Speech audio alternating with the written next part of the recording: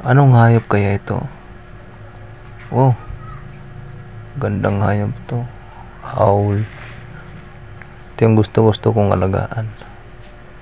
At ito naman, kala mo parang unggoy, oh. Ito yung agila. Parang agila na mukhang manok na pansabong, oh. Ayun, oh. Manok na pansabong. Tingnan mo talaga. Ito na may tikling sa amin.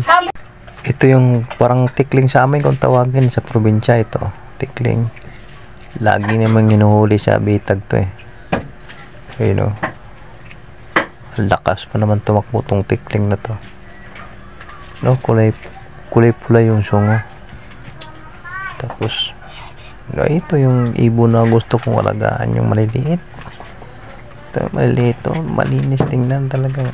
Pati ito isa. Parago tawagin sa amin ito. Parago. Ibon na parago.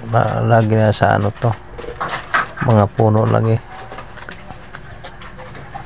Tapos maliit na yan, hindi lumalaki yan. Ito gusto kong alagaan na ibon ito. Cute tingnan. Ito laki, ayaw ko rin naman ito. Sobrang laki ng uso. Kamu parang tayabong. Laking ibon to eh. Wala to sa Pilipinas. Ito rin, oh. Napakagandang ibon to. Ayun, oh. Ayun mga paraan sa kanila ng panliligaw sa mga kabaihang ibon to yung tulad din nila. Ayun, at ito. Napaka-cute. Kala mo pato.